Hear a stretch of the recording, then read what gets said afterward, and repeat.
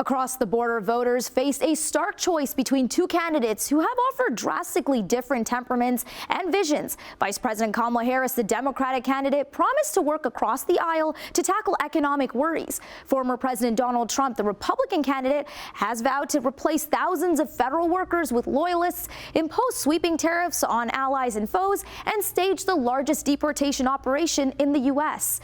history. Americans are deciding dozens of state ballot measures affecting the way people live, work, and die. Look, I ran a great campaign. I think it was maybe the best of the three. We did great in the first one. We did much better in the second one, but something happened.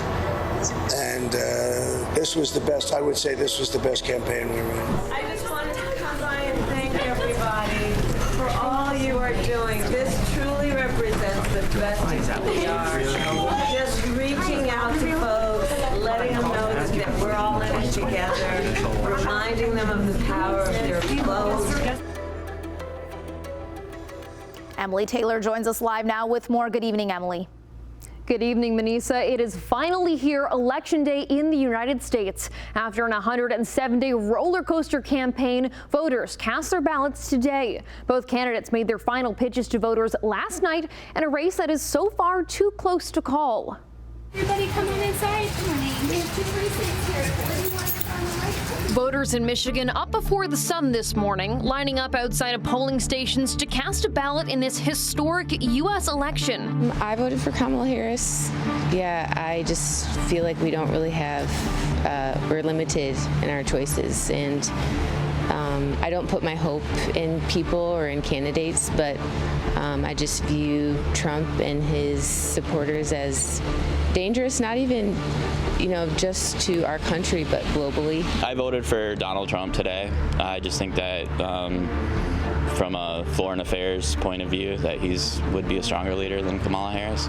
Michigan is one of 7 swing states likely to determine who wins the race, all 7 of which are too close to call. Kamala Harris and Donald Trump, as well as their VP picks, Tim Walz and J.D. Vance, have spent the dwindling hours of their campaigns making a final pitch to voters in the battleground states. The ball is in our hand. The baton is in our hands.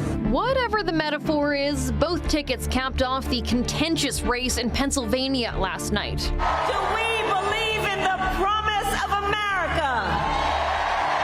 And are we ready to fight for it? And when we fight, we win. November 5th, 2024 will be Liberation Day in America.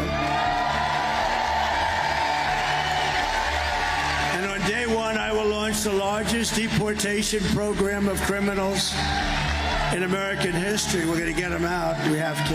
Pennsylvania controls 19 electoral college votes, which could go a long way for a candidate trying to close in on the 270 electoral delegates needed to become president.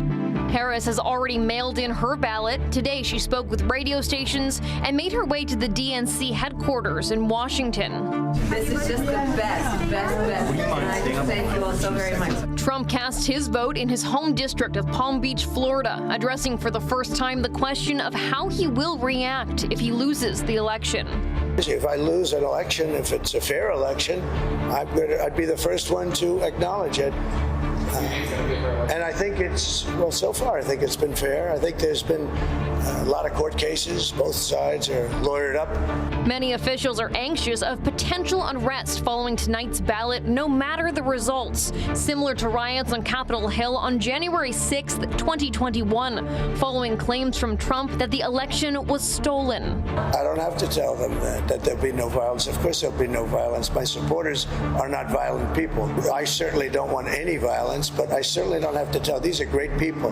While Trump not encouraging any uprising from his supporters, officials are also worried about threats from foreign actors. The state of Georgia suggesting today that bomb threats at a polling station came from Russia. That Georgia's not going to be intimidated. The Russia has just decided they picked on the wrong Georgia. They need to pick on the other one in the Black Sea, because we're not going to be intimidated. It will likely take hours, if not days, for most states to even begin reporting your ballot totals. We'll be following all the results as they come in tonight on CHCH News at 11. Manisa?